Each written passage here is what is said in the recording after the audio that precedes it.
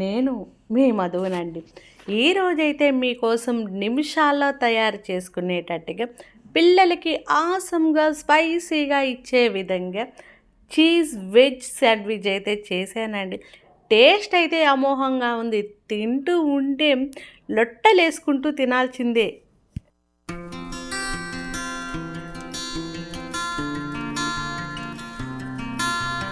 ఇంకా మేకింగ్ ప్రాసెస్‌లోకి వెళ్ళిపోదాము. నిమిషాలు చేసుకునే విధంగా అన్ని ఐటెమ్స్ ఉన్నాయంటే జర చేసుకోవచ్చు. ఏ ఐటెమ్ అయినా ఫ్రెష్ ఐటెమ్ తీసుకున్నామనుకోండి టేస్ట్ అమోఘంగా ఉంటుందండి. మేకింగ్‌లోకి అయితే వెళ్ళిపోదాం. ముందుగా ఆనియన్స్, పచ్చిమిర్చి, టమోటాలు, అల్లం, తెల్లపాయలు కావాలిగా. ఇవన్నీ ఎంత క్వాలిటీగా ఉండేవి తీసుకున్నామనుకోండి టేస్ట్ కూడా అమోఘంగా అదిరిపోతుంది కదా, ఏమంటారు? ఈ ఫ్లవర్స్ అయితే మనము ఆన్లైన్లో తెప్పించామండి. ఇంకా ఇప్పుడు మనం గ్రీన్ చట్నీ ప్రాసెస్లోకి అయితే వెళ్ళిపోదాం. ముందుగా మనము పుదీనా అయితే తీసుకుందాము, ఒక గుప్పెడు కొత్తిమీర ఒక గుప్పెడు తీసుకుందాము. వీటికి సరిపోయే విధంగా పచ్చిమిర్చి అయితే తీసుకోవాలిగా. క్వాలిటీ అయిన పచ్చిమిర్చి కొంచెం స్పైసీగా ఉండేటట్టు తీసుకొని తెల్లపాయలు, అల్లము యాడ్ చేసుకున్నాక ఇక్కడైతే నేను పిండుతున్నాను కానీ 1 స్పూన్ కానీ 2 స్పూన్లు కానీ మంచి క్వాలిటీ అయిన నిమ్మకాయ వాటర్ని పిండుకోండి. మీకు ఏది అవైలబుల్ ఉంటే అది కల్లుప్పు కానీ సాల్ట్ కానీ యాడ్ చేసుకోండి. చూసేదానికి చాలా కలర్ఫుల్గా ఉంది కదా. దీంట్లో మీరు చింతపండు కానీ టమోటాలు కానీ ఏమీ యాడ్ చేసుకోబాకండి. కొంచెం కొత్తగా ట్రై చేయొచ్చు అనే ఒక ఉద్దేశంతో వద్దంటే వద్దండి. ఇప్పుడు కొంచెం మనము జీలకర్ర యాడ్ చేసుకుందాం. మంచి స్మెల్ వచ్చే జీలకర్ర ఆసాముంట్లా వీటిలన్నిటిలో వాటర్ వేసి పేస్ట్ చేసేద్దాం. కంపెనీ అయితే నేను యాడ్ చేయటం లేదండి. చీజ్ అయితే ఫ్రెష్గా ఉండేది కొంచెం క్వాలిటీ అయిన చీజ్ అయితే తెచ్చుకుందాం. ఒకసారి ఈ ఐటమ్స్ అన్నీ తెచ్చుకున్నామనుకోండి 2 డేట్స్ పిల్లలకి మనం చేసి పెట్టచ్చు. అప్పటికప్పుడుకి చేసి పెట్టడం వల్ల ఏంటంటే కొంచెం స్పైసీగా కొంచెం వేడివేడిగా తినొచ్చు కదా. బటర్ అయితే క్వాలిటీ తెచ్చానండి.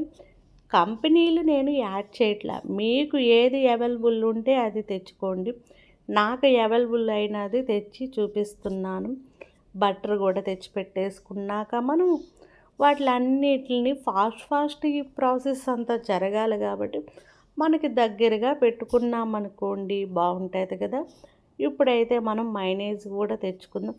పెద్ద బాటిల్స్ తెచ్చుకునే కన్నా కొంచెం చిన్నవి తెచ్చుకున్నామంటే వాడేసుకున్నామా, వాటి సర్వీస్ అయిపోయిందా, పక్కన పెట్టేసామా, ఏమంటారు?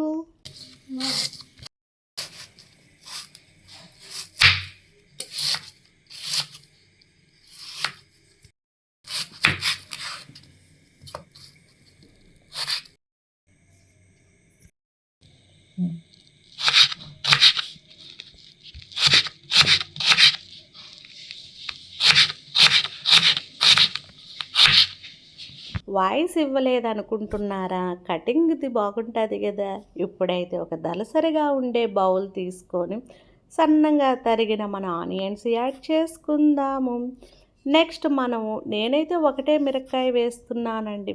ఎక్కువ వేయటం వల్ల ఏంటంటే మన కంటికి కనిపించకుండా తింటాం కాబట్టి కొంచెం డిస్టర్బ్ అవుతాం కదా.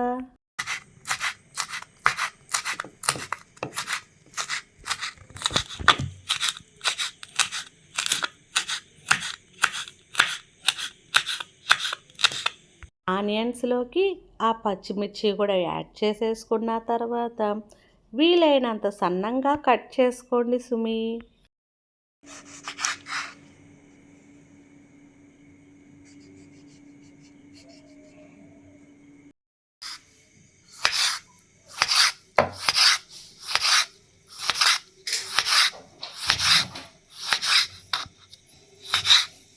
ఆ టమోటోస్ను కూడా వీలైనంత సన్నంగా కట్ చేసుకొని యాడ్ చేసుకున్నామనుకోండి తినేదానికి చాలా బాగుంటుంది.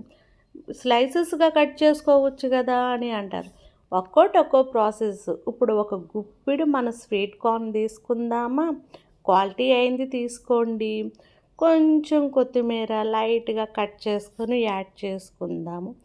కలర్ఫుల్గా చాలా బాగుంది కదా, వైట్ రెడ్ గ్రీన్ మధ్యలో చాలా బాగుంది. అలా కలిపెట్టిన తర్వాత మనము చూడండి, మల్టీ కలర్గా చూసేదానికి చాలా బ్యూటిఫుల్గా ఉంది కదా. నాకైతే చాలా బాగా నచ్చింది. ఇప్పుడైతే దీంట్లోకి మైనేజ్ యాడ్ చేసుకోండి. ఇందాక చూపించిన ఫుల్ ప్యాకెట్ అయితే దీంట్లోకి యాడ్ చేసేసాను నేను. కంపెనీ పేర్లు అయితే నేను మెన్షన్ చేయటంలా, నాకు ఏది అవైలబుల్ అయిందో వాటిని యూస్ చేస్తున్నాను అంతే. అన్నిటిని కలిపేసేసిన తర్వాత నీట్గా అప్పటికప్పటికి చేసేవి కేక్స్ కార్నర్లో అయితే మనకి ఇలాంటి కొంచెం మందపాటి బ్రెడ్లు దొరుకుతాయి. చాలా ఫ్రెష్గా ఉన్నాయి. సైడ్స్ అవి ఏమి కట్ చేసుకోకుండా ఇందాకటి మన గ్రీన్ చట్నీని చెక్ చేసుకోండి ఒకసారి. ఉప్పు కానీ కారం కానీ ఏమైనా తగ్గిందా లేదా. ఇలా మనం బ్రెడ్ని మన చేతిలోకి తీసుకొని చూడండి, అరిచేతంత బ్రెడ్ చాలా క్వాలిటీగా ఉంది కదా.